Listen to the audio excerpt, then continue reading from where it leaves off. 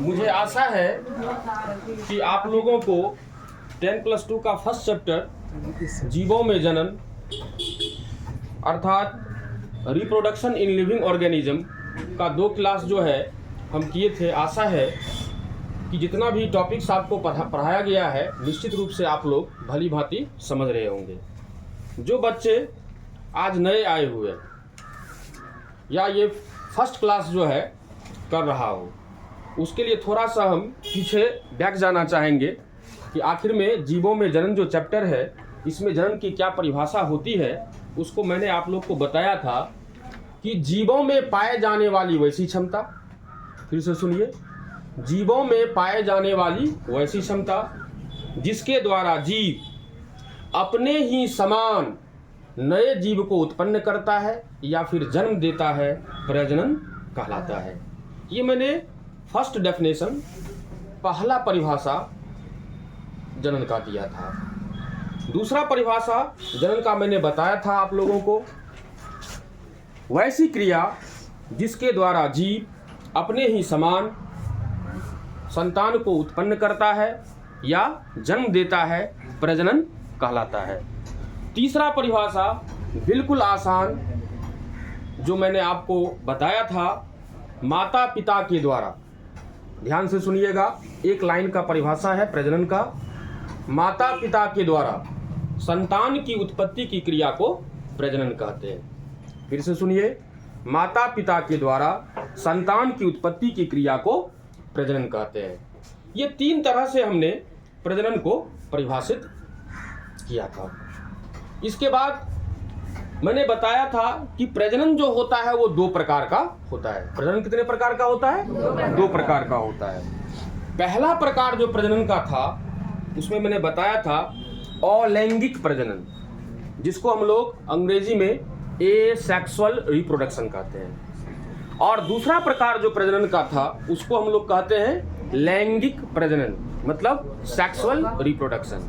तो प्रजनन का मुख्य रूप से यही 2 प्रकार होता है, अलैंगिक प्रजनन और लैंगिक प्रजनन। मैंने इससे पहले क्लास में आप लोग को बताया था कि अलैंगिक प्रजनन जो होता है उसके भी द्वारा नया संतान उत्पन्न होता है, लैंगिक प्रजनन जो होता है उसके द्वारा भी नया संतान उत्पन्न होता है।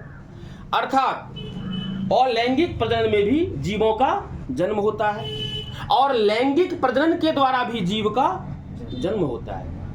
और मैंने इसको स्पष्ट रूप में आप लोग को समझाया था कि अलैंगिक प्रजनन जब होता है, अलैंगिक प्रजनन जब होता है तो उसमें जो है 2 जीव भाग नहीं लेता है, अर्थात नर और मादा भाग नहीं लेता है।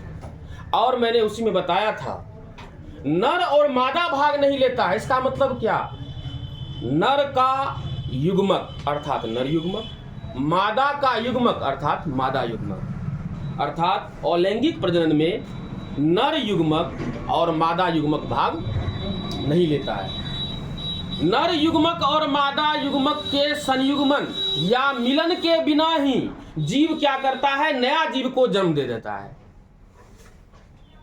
तो उस प्रकार का प्रजनन जिसमें 2 जीव या जनन कोशिकाओं के संयुग्मन के बिना ही जीव अपने ही समान नए जीव को जन्म देता है, उसे अलैंगिक प्रजनन कहते हैं। तो इस परिभाषा में एक चीज आया, जनन कोशिका, जो कि इससे पहले क्लास में हम आप लोगों को बताए थे। नर युग्मक और मादा युग्मक जो होता है कोशिका का प्रकार है, नर युग्मक भी कोशिका है, मादा युग्मक भी कोशिका है। जैसे ही युग्मक पूछे तो समझ जाइए कि युग्मक क्या है? कोशिका है। युग्मक क्या है? कोशिका है। और युग्मक जो है ये साधारण कोशिका नहीं है, युग्मक जो है विशेष प्रकार का कोशिका है, स्पेशल टाइप ऑफ सेल्स है। और ये विशेष प्रकार का कोशिका जो है युग्मक, इस युग्मक को जो हम विशेष प्रकार का कोशिका कह रहे हैं, इसी को हम लोग क्या कहते हैं? जनन कोशिका। परिभाषा में क्या बताए कि जनन कोशिका के संयुग्मन के बिना, चूंकि हम तो पहले बताए कि नर युग्मक मादा युग्मक जो है अलैंगिक प्रजनन में भाग नहीं लेता है। जब नर युग्मक मादा युग्मक और लैंगिक प्रजनन में भाग नहीं लेगा तो क्या नर युग्मक या मादा युग्मक या कहें तो जनन कोशिका का संयुग्मन होगा, मिलन होगा? नहीं होगा। इस तरह से मैंने अलैंगिक प्रजनन को परिभाषित किया था।